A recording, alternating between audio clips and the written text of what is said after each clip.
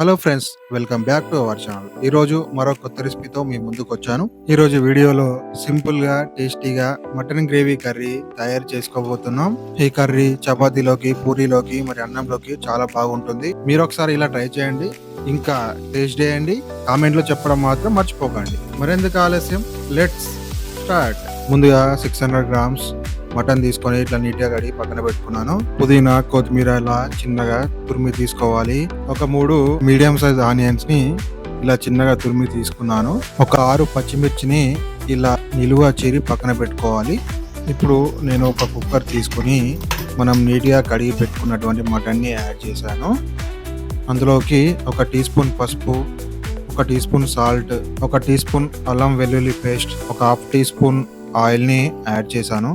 అలాగే ఒక 1.5 tea spoon కారంని కూడా యాడ్ చేశాను.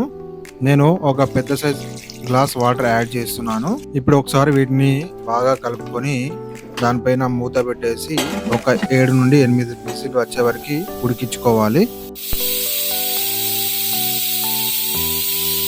నేను ఒక 7 విజిల్ వచ్చిన తర్వాత కుక్కర్ని తీసి పక్కన పెట్టేసుకున్నాను. అలాగే మరో కడాయి పొయ్యి మీద పెట్టేసుకొని అందులో 3 టేబుల్ స్పూన్ల ఆయిల్ని యాడ్ చేస్తున్నాను. ఆయిల్ వేడెక్కిన తర్వాత హోల్ గ్రామ్ ఇంగ్రీడియంట్స్ని నేను యాడ్ చేస్తున్నాను. ఇప్పుడు ఒకసారి కలుపుకొని ముందుగా మనం కట్ చేసుకొని పెట్టుకున్నటువంటి ఆనియన్స్ని వేసుకొని మరొకసారి కలుపుకోవాలి. అలాగే మూత పెట్టేసుకొని ఆనియన్స్ గోల్డెన్ బ్రౌన్ కలర్ వచ్చేంత వరకు ఉడికించుకోవాలి. ఇప్పుడు చూసారు కదా ఆనియన్స్ ఎంత బ్రౌన్ కలర్ వచ్చాయో. ఇప్పుడు మరొకసారి కలుపుకొని నిలువ చిరుగు పెట్టుకున్నటువంటి మిర్చిని వేస్తున్నాను. ఇప్పుడు మరొక టీ స్పూన్ అల్లం, మరొక టీ స్పూన్ పసుపు, మరొక టీ స్పూన్ ఉప్పుని యాడ్ చేసుకొని ఒకసారి మంచిగా కలుపుకోవాలి. ఇప్పుడు ఒకసారి కలుపుకున్న తర్వాత మరొక 2 టీ స్పూన్ల కారాన్ని యాడ్ చేస్తున్నాను. ఇప్పుడు ఒక half teaspoon garam masala వేసుకున్నాను. ఒకసారి బాగా కలుపుకొని ఒక 2 టీ స్పూన్ల వరకు వాటర్ని యాడ్ చేసుకొని మరొకసారి కలుపుకోవాలి. ఈ వాటర్ వేయడం వల్ల మనం కింద అడుగంటి పోకుండా ఉంటుంది. ఇప్పుడు మూత పెట్టేసుకొని మరొక 2 నిమిషాలు లో ఫ్లేమ్లో ఉడికించుకోవాలి. మనం ముందుగా ఉడికించుకున్నటువంటి మటన్ని చూసినట్లయితే చూడండి ఎంత బాగా ఉడికిపోయిందో.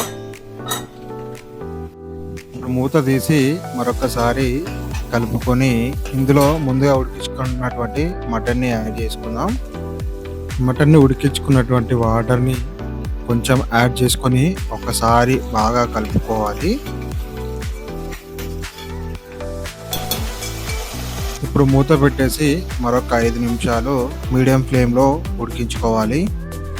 ఒక 5 నిమిషాల తర్వాత మూత తీసి చూడండి ఇప్పుడు ఎంత బాగా ఉడికిపోయిందో. ఒకసారి బాగా కలుపుకోవాలి. ఇప్పుడు మిగిలిన వాటర్ని యాడ్ చేసుకొని మరొకసారి బాగా కలుపుకోవాలి.